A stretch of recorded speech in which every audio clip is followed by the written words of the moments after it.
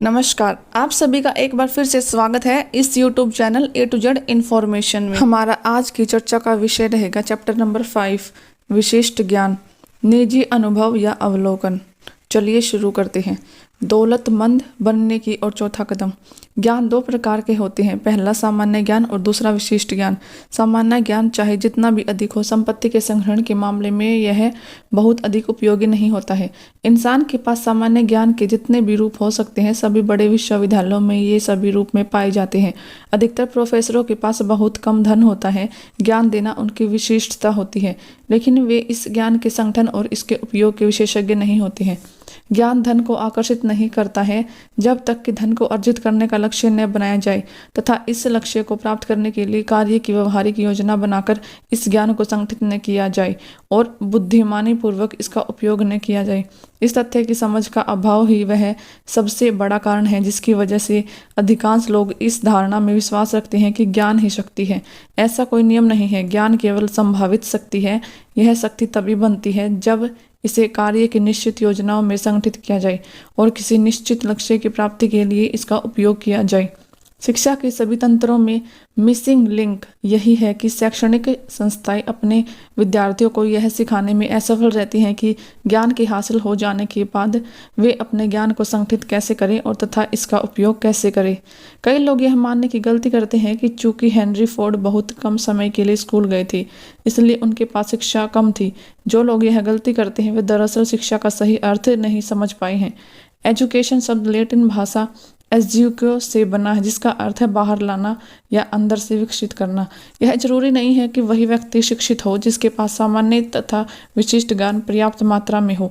शिक्षित आदमी वह होता है जिसके पास मन को इस तरह से विकसित कर लिया है कि वह जो चाहता है उसे हासिल कर सकता है और इस प्रक्रिया में वह दूसरों को कष्ट नहीं पहुंचाता है। यानी वह इस बात का ध्यान रखता है कि उसकी स्वतंत्रता वहां से खत्म होती है जहां से अगले की नाक शुरू होती है। प्रथम विश्व युद्ध के दौरान शिकागो के एक अखबार ने कुछ संपादकीय छापे जिसमें अन्य बातों के अलावा इस बात का जिक्र भी था कि हेनरी फोर्ड एक अज्ञानी मनपसंद है। फोर्ड ने इस वक्तव्य पर आपत्ति जताई और उस अखबार के खिलाफ एक मुकदमा दायर कर दिया।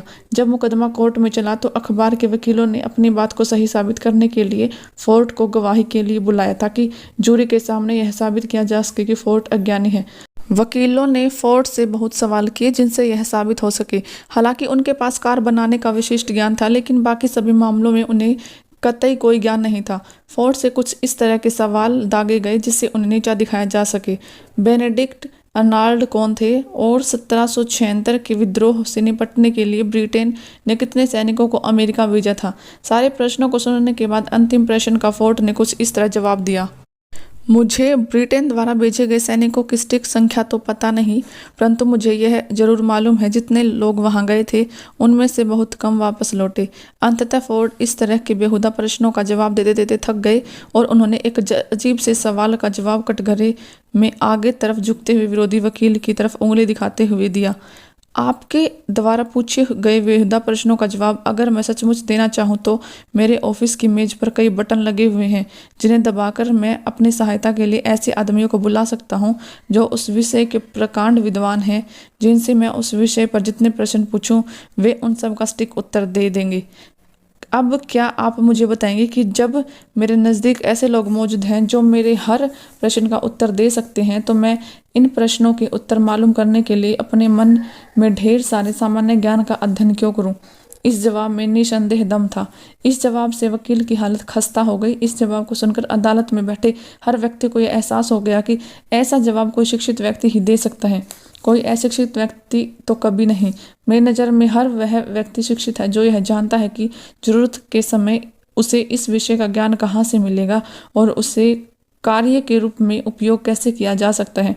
अपने मास्टरमाइंड समूह के सहयोग से हेनरी फोर्ड के पास वह सारा विशिष्ट ज्ञान था जिसकी उसे अमेरिका का सबसे धनी व्यक्ति बनने के लिए जरूरत थी। यह जरूरी नहीं कि वह सारा ज्ञान उनके दिमाग में ही हो। एंड्रू कार्नेगी ने स्वीकार किया कि उन्हें निजी तौर पर स्टील व्यवसाय के तकनीकी पक्ष के बारे में कतई कोई जानकारी नहीं थी, न ही उन्हें यह सीखने की कोई रुचि थी। उन्हें सिर्फ उत्पादन और बिक्री के विशिष्ट ज्ञान की जरूरत थी और उन्हें यह मास्टरमाइंड समूह के व्यक्तियों से प्राप्त हो गया। महान भाग्य का संचय करने के के लिए शक्ति की आवश्यकता होती है और शक्ति उस संगठित विशिष्ट ज्ञान से प्राप्त होती है। अगला पैराग्राफ उन लोगों को विश्वास और उम्मीद दे सकता है जिन्हें इसकी अधिक जरूरत और विशिष्ट शिक्षा नहीं प्राप्त हो पाई जिसका किसी कार्य के लिए जरूरी है। कभी कभी कुछ लोग इतनी जरूरी औपचारिक शिक्षा न मिलने पर हीन भावना के शिकार हो जाते हैं। वह व्यक्ति जिसे यह पता होता है कि मास्टरमाइंड समूह के लोगों से वह जानकारी प्राप्त की जा सकती है जो किसी विशेष कार्य के जरिए धन अर्जित करने के लिए जरूरी है। थॉमस एल्वा एडिशन को ही देख लीजिए। उन्हें स्कूल में पढ़ने का मात्र 3 महीने का ही मौका मिला था। उन्हें कभी शिक्षित होने की कमी नहीं खली और न उनकी गरीबों में मृत्यु हुई। हेनरी फोर्ड को भी बहुत ही कम शिक्षा प्राप्त हुई परंतु उन्होंने काफी धन अर्जित कर लिया। एडिशन और फोर्ड को अधिक औपचारिक शिक्षा से वंचित होना पड़ा फिर भी वे सफल हुए। यह तथ्य आज के युवाओं लोगों को बीच में पढ़ाई छोड़ देने के लिए प्रोत्साहित नहीं करती है। आज के दौर में व्यापार की अच्छी शुरुआत करने के लिए एक नियत औपचारिक शिक्षा की खास जरूरत होती है। बेशक ये लोग अपवाद हैं। वेंडी रेस्टोरेंट की श्रृंखला खोलने वाले देव थॉमस ने भी पढ़ाई बीच में ही छोड़ दी थी पर सफलता हासिल करने के बाद उन्होंने युवाओं को पढ़ाई जारी रखने के लिए प्रेरित किया यहाँ तक कि वे खुद इसका उदाहरण बने और अपना हाई स्कूल का डिप्लोमा पढ़ाई छोड़ने के 45 वर्ष बाद हासिल किया। उन्होंने जर्नल एजुकेशन डेवलपमेंट की परीक्षा में बैठे और उसे उत्तीर्ण किया। यह परीक्षा लगभग हाई स्कूल के समकक्ष थी। उन्हें यह डिप्लोमा उनके समुदाय के एक विशेष समारोह में दिया गया। थॉमस ने उस दिन विद्यालय के 500 विद्यार्थियों को संबोधित किया। हाई स्कूल की शिक्षा बीच में छोड़ने की वजह से मैं बहुत परेशान रहा। मुझे ऐसा लगता है कि अब बहुत देर हो चुकी है परंतु अब मुझे ऐसा लग रहा है कि शिक्षा अर्जित करने के लिए कभी भी देर नहीं होती है। उम्मीद है कि यह अन्य लोगों को भी प्रेरित करेगा।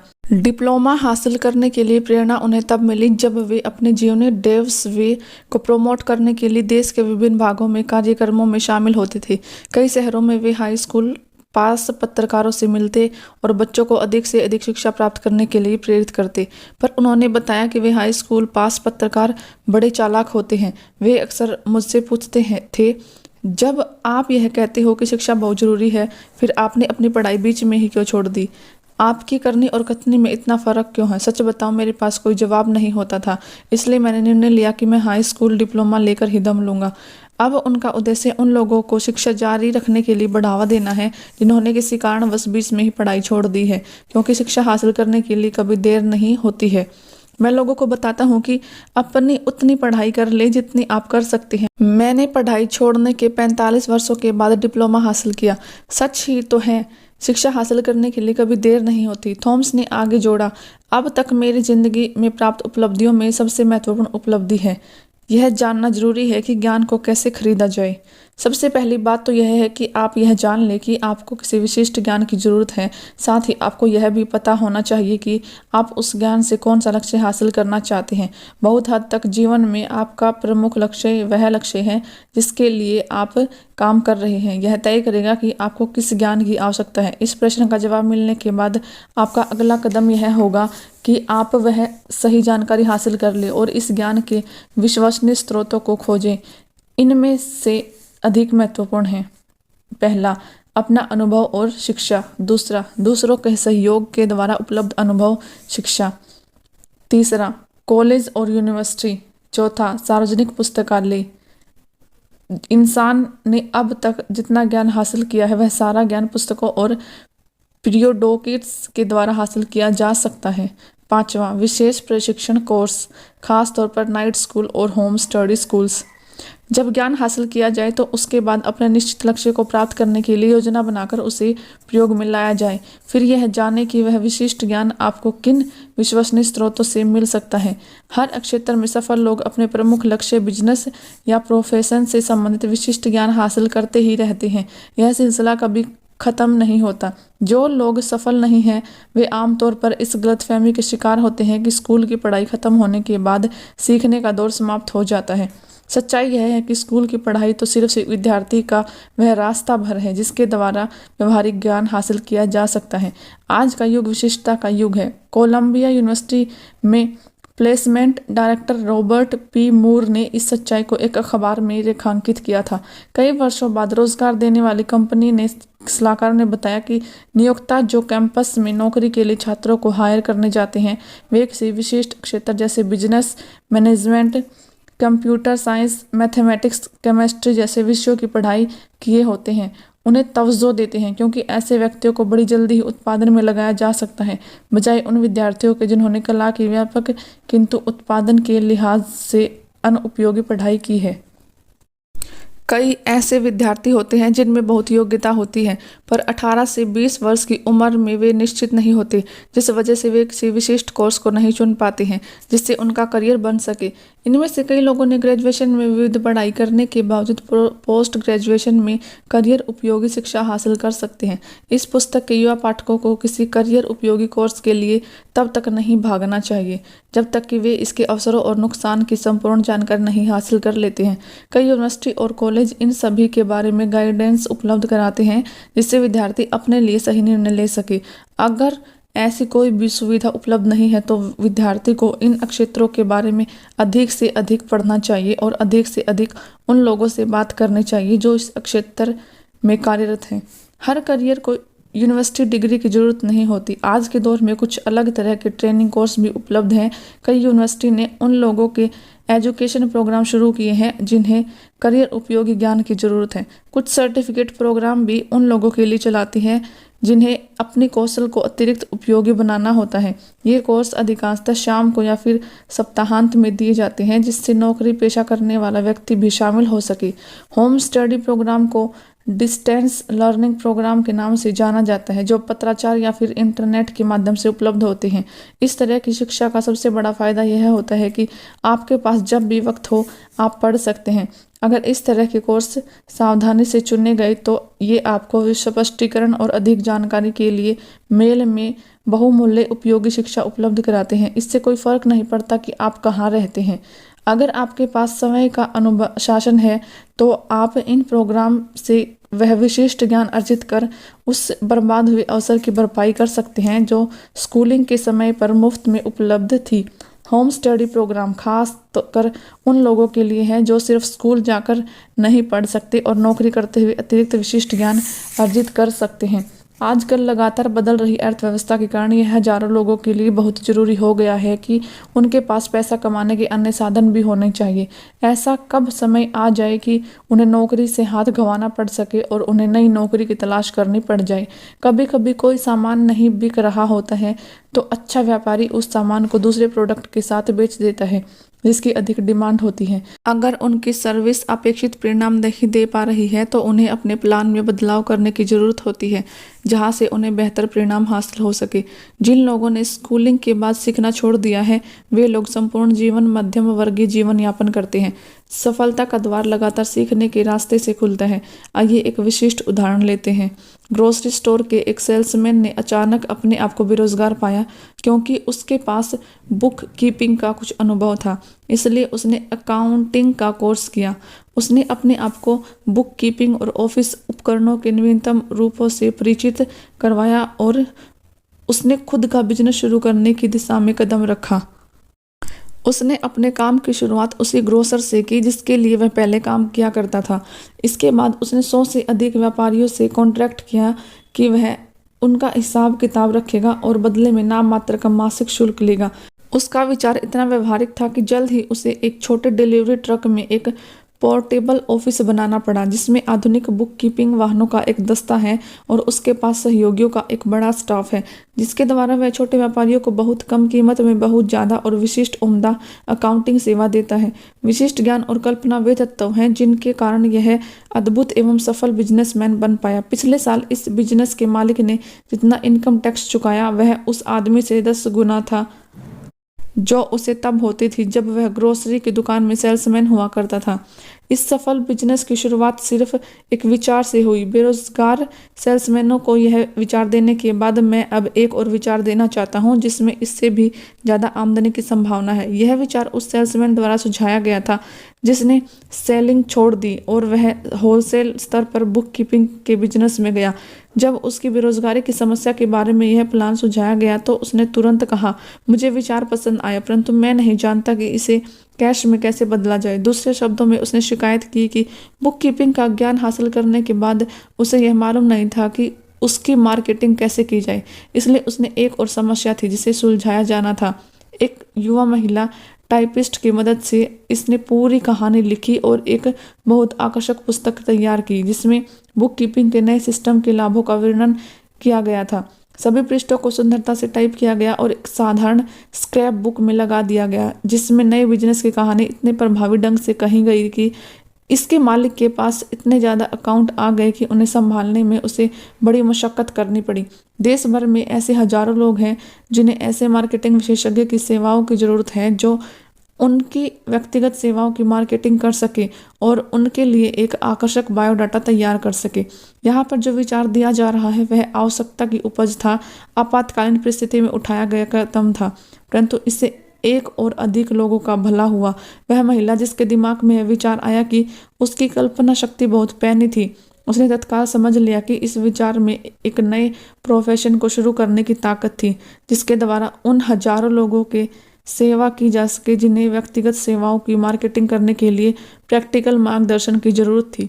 जब इस महिला को व्यक्तिगत सेवाओं की मार्केटिंग करने के लिए अपने पहले प्लान में तत्काल सफलता मिली तो उसे प्रेरणा मिली। इसके बाद उस ऊर्जावान महिला ने अपने पुत्र की इसी तरह की समस्या का समाधान खोजा। उसका पुत्र अभी अभी कॉलेज से निकला परंतु उसे नौकरी नहीं मिल पा रही थी। उस महिला ने अपने पुत्र के लिए जो मार्केटिंग प्लान बनाया वह व्यक्तिगत सेवाओं को बेचने का मेरे द्वारा लिखा गया सर्वश्रेष्ठ उदाहरण है। जब प्लान पुस्तिका पूरी हुई तो इसमें टाइप किए हुए 50 पेज थे और संपूर्ण जानकारी दी गई थी। इस प्लान पुस्तिका में यह भी बताया गया था कि उसके पुत्र को किस तरह का पद चाहिए। इसके अलावा इसमें यह भी स्पष्ट रूप से बताया गया था कि वह उस पद पर किस तरह काम करेगा। प्लान पुस्तिका की तैयारी में कई सप्ताह की मेहनत लगी जिस दौरान उस महिला ने अपने पुत्र को हर दिन सार्वजनिक लाइब्रेरी में भेजा जहाँ से वह अपनी नौकरी से जुड़ी हुई सर्वश्रेष्ठ किताबों से डाटा लेकर आता। उसने अपने पुत्र को उसके संभावित नियोक्ता के सभी प्रतियोगियों के पास भी भेजा और यह महत्वपूर्ण जानकारी हासिल करवाई कि उनके लिए बिजनेस की कौन सी विधियां महत्वपूर्ण है। प्लान बनने में यह जानकारी बहुत महत्वपूर्ण साबित हुई क्योंकि इसके द्वारा यह जाना गया कि वह अपने अपेक्षित पद पर किस तरह काम करेगा।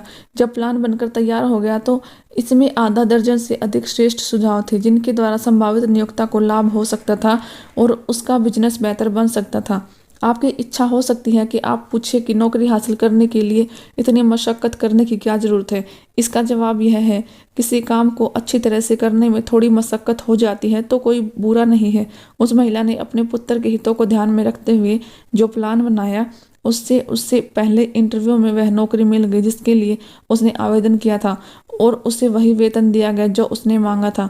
यही नहीं, इससे भी ज़्यादा महत्वपूर्ण बात यह है कि उसे नीचे के पद से शुरुआत नहीं करनी पड़ी। उसने जूनियर एग्जीक्यूटिव के पद पर एग्जीक्यूटिव की तनख्वाह पर अपना करियर शुरू किया। इतनी मशक्कत क्यों करना?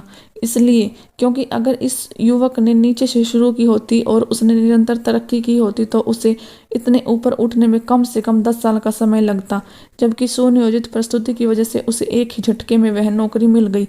नीचे से नौकरी शुरू करना और ऊपर के पदों पर निरंतर तरक्की करने का विचार हालांकि दमदार नजर आता है, परंतु इसमें सबसे बड़ी आपत्ति यह है कि ज़्यादातर लोग नीचे से शुरुआत करते हैं और वे अपने सर को इतना ऊपर नहीं उठा पाते कि अवसर उन्हें देख पाए और इसलिए वे हमेशा नीचे ही बने रहते हैं। हमें यह भी याद रखना चाहिए कि नीचे से जो दृश्य दिखता है वह इतना आकर्षक नहीं होता। इसमें महत्वाकांक्षा का गला घुटने की प्रवृत्ति होती है। हम इसे रूटीन में फंसना भी कह सकते हैं, जिसका अर्थ यह है कि हमें इसकी आदत पड़ जाती है, इसलिए हम अपनी तकदीर को स्वीकार कर लेते हैं और डेली रूटीन की आदत डाल लेते हैं। यह आदत अंततः इतनी प्रबल हो जाती है कि हम इससे बाहर निकलने की कोशिश करना ही छोड़ देते हैं। यह एक और कारण है जिसकी वजह से हमें सबसे नीचे के पायदान से 1 और 2 पायदान ऊपर से शुरुआत करनी चाहिए। ऐसा करने से आदमी यह आदत डाल लेता है ताकि वह अपने चारों तरफ देख सके कि लोग किस तरह आगे बढ़ रहे हैं, फिर वह अवसरों को पहचान सके और उन्हें गले लगाकर बिना झिझक आगे बढ़ सके। डैन हेल्पिंग का उदाहरण एक बहुत अच्छा उदाहरण है। अपने कॉलेज के दिनों में वे प्रसिद्ध 1930 national championship Notre Dame football team के मैनेजर थे जब यह स्वर्गीय न्यूट रोकने के निर्देशन में थी। हेल्पिन ने बड़े ही निराशाजनक समय में अपना कॉलेज पूरा किया क्योंकि उस वक्त मंदी के कारण नौकरियां कम हो गई थी। इसलिए इन्वेस्टमेंट बैंकिंग और मोशन पिक्चर्स में हाथ पांव मारने के बाद उन्होंने अपने भविष्य की संभावना का पहला कदम पहचाना। कमीशन बेसिस पर बिजली के हियरिंग एड्स बेचना। लगभग 2 साल तक उसने यह काम लगातार किया। हालांकि वह इस काम को कतई पसंद नहीं करता था और वह कभी ऊपर नहीं उठ पाया होता अगर उसने अपने असंतोष को दूर न किया होता। उसने सबसे पहले तो वह लक्ष्य बनाया कि वह अपनी कंपनी का असिस्टेंट सेल्स मैनेजर बने और उसे यह नौकरी मिल गई। ऊपर की तरफ उठाए गए इस कदम ने उसे भीड़ से इतना ऊपर उठा दिया जिससे वह अधिक बड़े अवसर को देख पाया। इसके अलावा उसने अपने आप को इतना ऊपर उठा लिया था जहां अवसर उसे देख सके। उसने अपने हियरिंग एड बेचने के मामले में इतना शानदार रिकॉर्ड बनाया था कि प्रतिद्वंदी कंपनी डिक्टोग्राफ प्रोडक्ट कंपनी के चेयरमैन A.M. एड्रज ने यह जानना चाहा कि आखिर डैन हेल्पिन नाम का यह आदमी कौन है जो लंबे समय से काम कर रही डिक्टोग्राफ कंपनी की सेल इतने कम करवा रहा है। उसने हेल्पिन को मिलने के लिए बुलाया। जब इंटरव्यू खत्म हुआ तो हेल्पिन नया सेल्स मैनेजर बन गया जिसे अकाउंट्स चिकन डिवीजन का चार्ज दे दिया गया। फिर यह देखने के लिए कि युवा हेल्पिन किस मिट्टी का बना है, मिस्टर एड्रयूज 3 महीनों के लिए फ्लोरिडा चले गई और हेल्पिन को सूखे हाल पर छोड़ दिया, चाहे वह डूबे या मरे। वह डूबा नहीं। न्यूट रोकने की भावना सारी दुनिया उगते हुए सूरज को प्रणाम करती है, डूबते हुए सूरज को कोई देखना भी नहीं ने उसे प्रेरित किया। उसने अपने काम को इतना बढ़िया ढंग से किया कि वह अपनी कंपनी का वाइस प्रेसिडेंट चुन लिया गया। यह एक ऐसा पद है जिसे अधिकांश लोग 10 साल की निष्ठा भरी मेहनत के बाद हासिल करके गर्व का अनुभव करते हैं। हेल्पिन को यह पद 6 महीने में मिल गया। इस पूरी फिलॉसफी में मैं इस बिंदु पर जोर देने की कोशिश कर रहा हूँ कि अगर हम चाहें तो हम उन परिस्थितियों को नियंत्रित करने में सक्षम हैं जिनके द्वारा हम ऊंचे पदों पर पहुँचते हैं या नीचे ही रह जाते हैं। इस बात पर जोर देने की कोशिश कर रहा हूँ कि सफलता और असफलता दोनों ही बहुत हद तक आदत का परिणाम है। मुझे जरा भी संदेह नहीं है कि अमेरिका के महानतम फुटबॉल कोच के साथ करीबी रूप से जुड़े रहने के कारण डैन हेल्पिन के मन में सर्वश्रेष्ठ बनने की प्रबल इच्छा थी, जिसने नोट्रे डेम फुटबॉल टीम को विश्व प्रसिद्ध बनाया। यह सच है कि हीरो का अनुसरण एक बहुत अच्छा विचार है, बेशर्ते आप विजेता का अनुसरण करें। असफलता और सफलता दोनों ही स्थितियों में बिजनेस सहयोगी महत्वपूर्ण होते हैं। इस सिद्धांत में मेरा विश्वास तब सही साबित हुआ जब मेरा पुत्र ब्लेयर डैन हेल्पिन के साथ इस पद के बारे में चर्चा कर रहा था। प्रतियोगी कंपनी ने उसे जितनी तनख्वाह देती, श्रीमान हेल्पिन ने उसके सामने प्रारंभ से उससे आधी तनख्वाह का प्रस्ताव रखा। मैंने अपने पुत्र पर पिता की हैसियत से भावनात्मक दबाव डाला और उसे राजी कर लिया कि वह श्रीमान हेल्पिन के साथ काम करे। मैंने ऐसा इसलिए किया क्योंकि मेरा विश्वास है कि ऐसे आदमी के साथ करीबी संबंध बनाना एक अमूल्य अनुभव है जो परिस्थितियों के साथ कभी समझौता नहीं करता। इस लाभ को धन से नहीं तोला जा सकता। अपने कौशल को बढ़ाकर ऊंचाइयों पर पहुंचना सिर्फ व्यापार के लोगों तक ही सीमित नहीं है। माइकल जोनार्ड हर कदम में बड़ी मेहनत की, जिसकी वजह से वे अपने युग के सबसे महान एथलीट में से एक बने। उनके पास जीतने के लिए दृढ़ शक्ति थी, खुद को शेप में रखने और अपना बेस्ट खेलने के लिए असीम इच्छा शक्ति थी।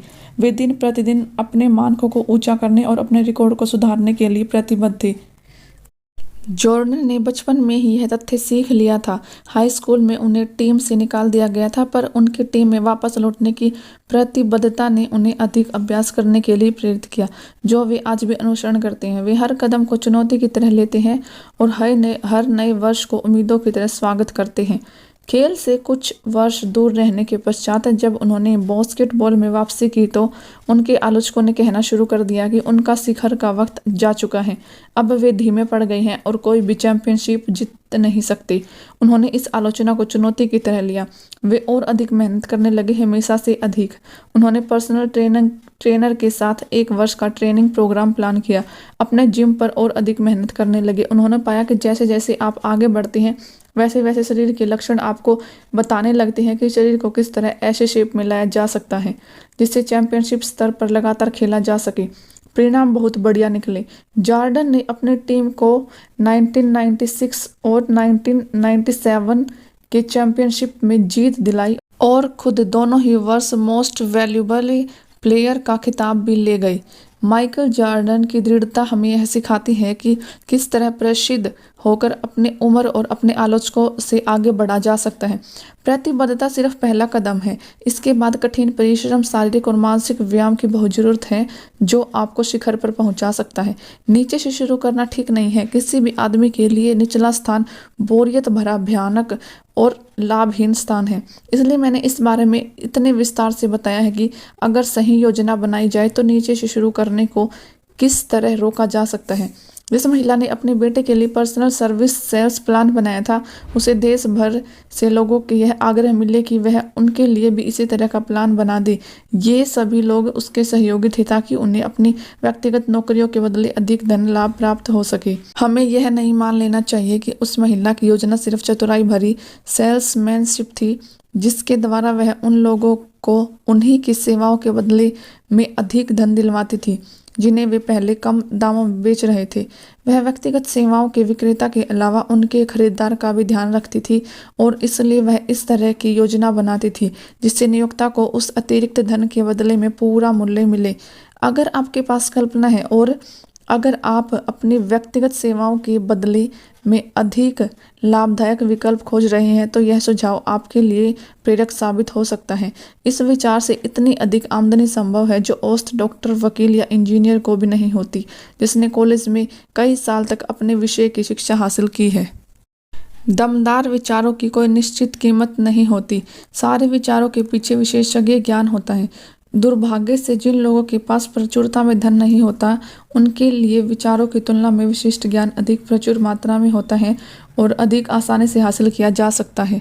इस सच्चाई के कारण उस आदमी की शाश्वत मांग रहती है और उस आदमी के सामने अथाह अवसर होते हैं जो व्यक्तिगत सेवाओं को बेचने में लोगों की मदद करने में सक्षम है।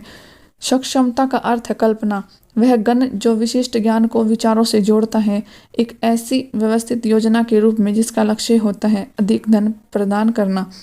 अगर आप में कल्पना है तो यह अध्याय आपको एक विचार प्रदान कर सकता है जिससे आपको वह दौलत मिलनी शुरू हो जाएगी जिसकी आप इच्छा रखते हैं। याद रखें, विचार बहुत ही महत्वपूर्ण है। विशिष्ट ज्ञान आपको कहीं पर भी मिल सकता है, यानी किसी भी चौराहे या गली में। धन्यवाद। इस ऑडियो बुक को सुनने के लिए आपका बहुत बहुत धन्यवाद।